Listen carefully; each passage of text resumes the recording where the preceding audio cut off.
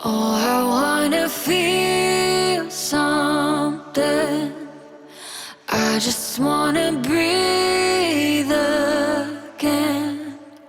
Dive into the deepest end. Oh, I wanna feel something. Let me get back in my body. Oh, I wanna open my hands. I know that healing is for me. I wanna breathe again. Oh, I wanna feel. Why does that look like a movie? Now, that wasn't shot on a Red, it wasn't shot on a $5,000 cinema lens. It was shot on a very accessible cinema camera. And it was shot on a $79 lens.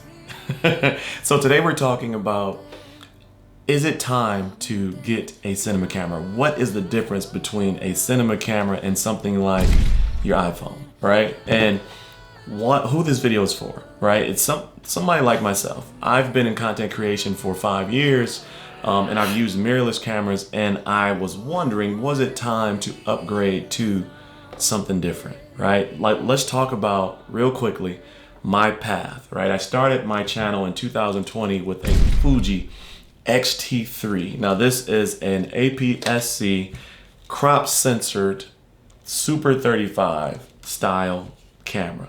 And I started my channel with this in 2020, and believe it or not, the first maybe 8 videos was around fitness. And anyway, and then the pandemic started, right? So then I had to switch to tech, which was another passion of mine.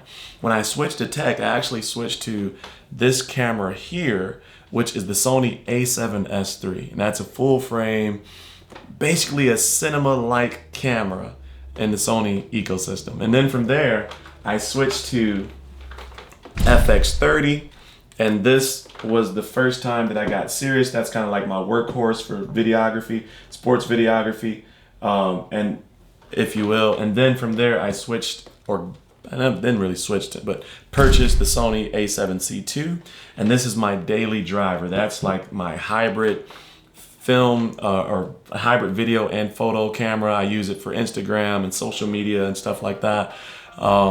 So why the change, right? Here's what my thought process was as I started to want to tell stories and get more into actual being a videographer and understanding the actual art of filming.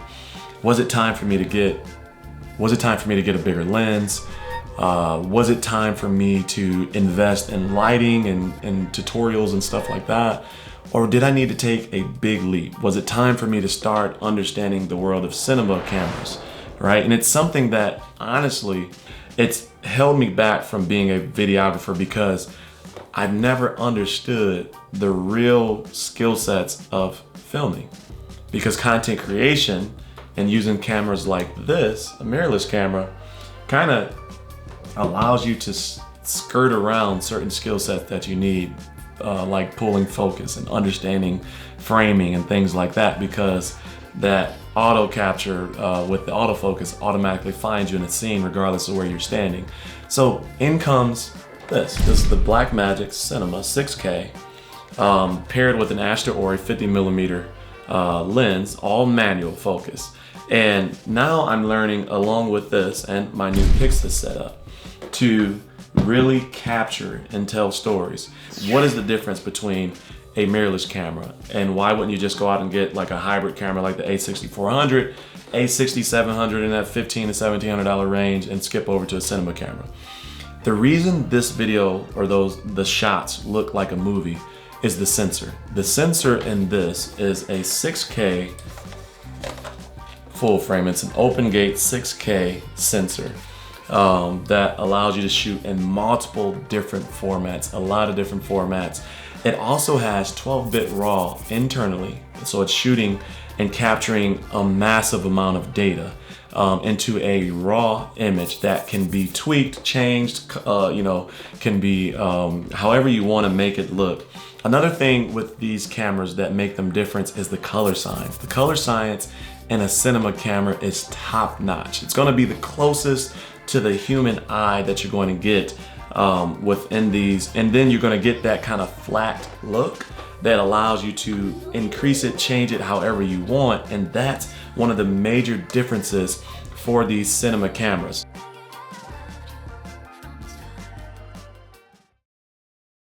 Now, one of the major myths about a cinema camera is that they're extremely expensive, but what I will tell you is this setup right here on retail, the body is $2,800. This lens is $80, so that's roughly $2,900. Call a spade a spade. This about a month ago on the Built Expo for B&H was $1,900, and this was still $80, so that's right at $2,000. For my FX30, I paid $1,700 for the body, and then if you get the mic, the XLR mic adapter and things like that, it comes out to almost $2,000. For this, I paid close to $2,300. And so this cinema setup is right there in the middle if you catch it on sale, and just about $500 above with a lens if you buy it at retail price, which it's about 1.5 years, so you can find it pretty often enough on sale to get it.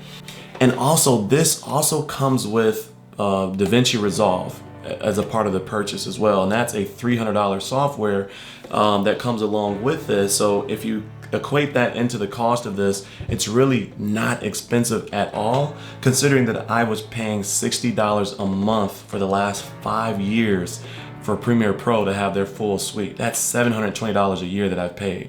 So over $3,500 that I've paid in 5 years in just software alone to edit my videos.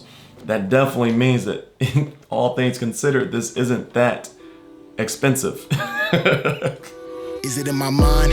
Listen to the signs. Mission of precision, I give vision to the blind. Busy on my line, cause I'm busy on my grind. It could get freaky like Missy when I rhyme. You piss poor hopeless to get more focused than me. Got a Zoe Kravitz, I'm as cold as Lenny. The bravado, Lovato, you hoes is dimmy. This a wolf in the night, you don't know what's in me. I go, got bored of the game and it's monopolies. Now I'm back for my properties, yeah. When the sun go down, when the sun go down.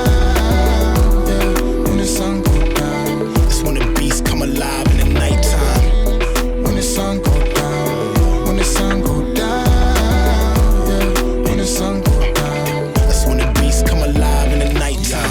This is not a guessing game, this is well prepped, well set, and they ain't made me afraid to fail yet.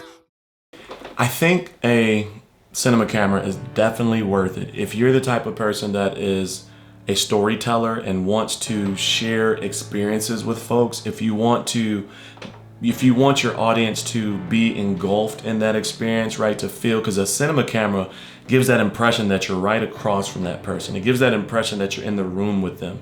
It gives that impression that you are there alongside them while they're outside playing basketball and things like that, because of the colors, because of the how real, how much information you're seeing and perceiving. A cinema camera does that. And so if you're that type of person that wants to tell those stories, or even if you're thinking that it's time to take your content to that top notch, right? That you want that high end output for everyone to see, then I think a cinema camera is right for you. But if you're,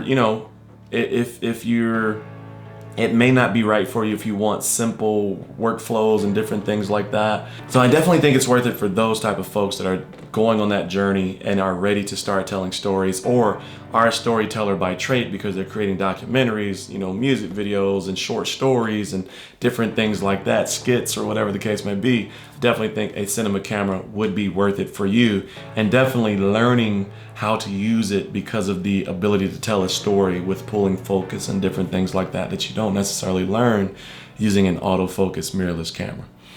So with that being said, let me know your thoughts in the comment section below. And if you are a cinema shooter and you've used these bodies for years, please jump in the comment section below and talk to folks that may be wondering and having questions about should they buy a cinema camera, what are some things to know. Even myself, like, I'm new to this. So please share your experience. What would you shoot if you switch to a cinema camera? If you do shoot with cinema cameras already, what's your favorite thing about them? What's some pitfalls to avoid? What's some advice that you can put in the comment section below?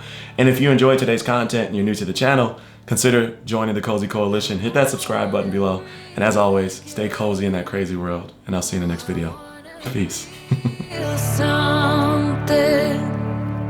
I just wanna breathe again. Dive into